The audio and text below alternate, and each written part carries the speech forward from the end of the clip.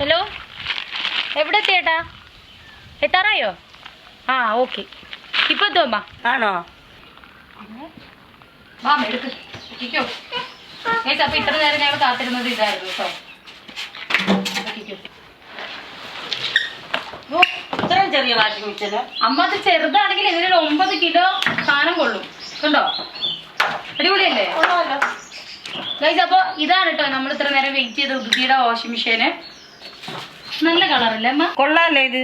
ചെറിയ തുണി മാത്രമേ ഇതിനകത്ത് ഇടാനൊക്കത്തുള്ളൂ? അല്ലമ്മ, ഇതിൽ ചെറുതും വലുതും എല്ലാം തോന്നുന്നു. അപ്പൊ ജീൻസ് അലക്ക, സാരി അലക്ക, പാവാട എല്ലാം നമുക്ക് അലക്കാം. സാധാരണ വാഷിംഗ് മെഷീനിൽ നമ്മൾ എന്താണോ അലക്കുന്നത് അതെല്ലാം നമുക്ക് ഇതിൽ അലക്കാം. അത് മാത്രല്ലമ്മ, ഇതിൽ നമുക്ക് നമ്മൾ ഉപയോഗിക്കുന്ന ലിക്വിഡോ അതല്ലെങ്കിൽ നമ്മൾ ഉപയോഗിക്കുന്ന സോപ്പ് പൊടിയോ അത് എന്തിട്ടിട്ട് വേണമെങ്കിലും നമുക്ക് അലക്കാം. ഒരു കുഴപ്പവും ഇല്ല. കറണ്ട് ഒത്തിരി പോകുമെന്ന് അറിഞ്ഞില്ല. ഇല്ലമ്മ, 4-5 മണിക്കൂർ യൂസ് ചെയ്താൽ 1 യൂണിറ്റ് കറണ്ടേ പോകത്തുള്ളൂ. നമുക്ക് സുഖമായില്ലേ? നമുക്ക് അത് മാത്രമല്ല ഗൈസ്, നമുക്ക് ഇത് ട്രാവൽ ഫ്രണ്ട്ലി ആയിട്ട് നമുക്ക് എവിടെ പോകുമ്പോൾ വേണമെങ്കിലും കൊണ്ടുപോവുകയും ചെയ്യാം. എന്തായാലും ഇതൊന്ന് അലക്കി നോക്കാം നമുക്ക്. അന്ന് അമ്മ എന്നെ ആദ്യത്തെ തുണിയിട്.